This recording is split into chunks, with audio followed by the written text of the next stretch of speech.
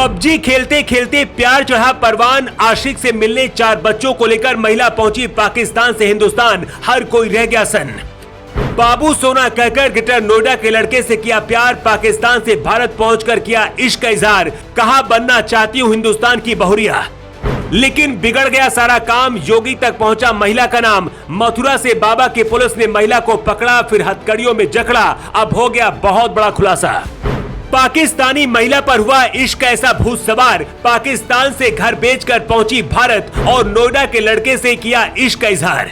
पाकिस्तानी पति मलता रह गया हाथ, कहता रहा बाबू मुझे छोड़कर मत जाओ, वापस आ जाओ, लेकिन पाकिस्तान की उस महिला ने भारत के लड़के के लिए सारी हदें पार कर दी।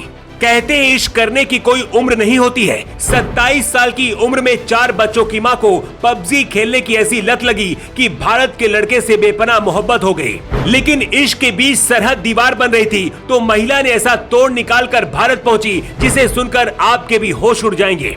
लेकिन भारत पहुंचने के बाद उस महिला के साथ ऐसा खेल हो गया जिसके बारे में उसने सपने में भी नहीं सोचा था। क्या है पूरी कहानी आपको बताएंगे, लेकिन उससे पहले जान लीजिए कि पाकिस्तान की महिला ने अपने पति को क्यों छोड़ा और पाकिस्तान से भारत क्यों आई।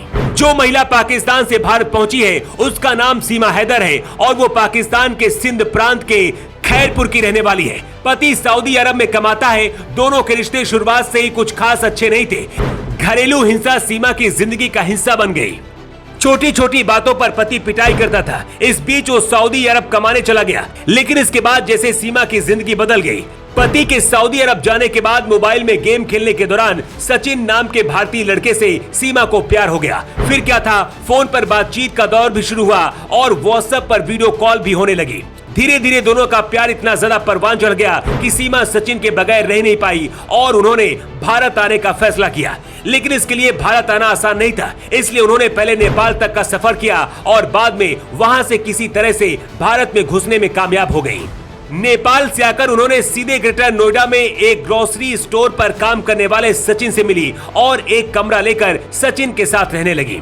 सचिन की उम्र महज 22 साल है, लेकिन वो भी सीमा के प्यार में ऐसा पागल हुआ कि ना तो उम्र दिखी और ना ही कुछ और 4 बेटियों के साथ सीमा को अपनाने का फैसला किया। सीमा और सचिन की जिंदगी एकदम मस्त गुजर रही थी, लेकिन इसी बीच सचिन के घर वालों ने शादी की बात सचिन से की, जिसके बाद सचिन ने कहा कि वो सीमा से प्यार करता है और अब उसी के साथ शादी करेगा, उसी के साथ जिंदगी बिताएगा। सचिन की जिद पर उसके घर वाले भी तैयार हो गए, लेकिन उससे पहले कानूनी सलाह लेने के लिए कहा ताकि बाद में कोई पछड़ा ना हो। वजह यही थी कि सीमा पाकिस्तान से आई थी और उसके पास भारत का वीजा तक नहीं था। इसके बाद सचिन और सीमा एक वकील के पास कानूनी सलाह लेने पहुंचे।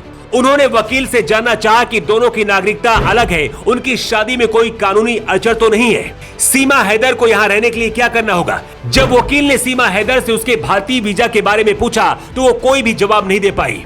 इस सवाल के बाद दोनों वकील के यहाँ से निकल गए। इसके बाद वकील ने पुलिस को इस बारे में सूचना दी, लेकिन जैसे ही पुलिस को इसके बारे में जानकारी मिली, पुलिस के भी हाथ पैर फूल गए, क्योंकि हो सकता है कि वो महिला कोई पाकिस्तान की जासूस हो और भारत में किसी खास मकसद के साथ घुसी हो।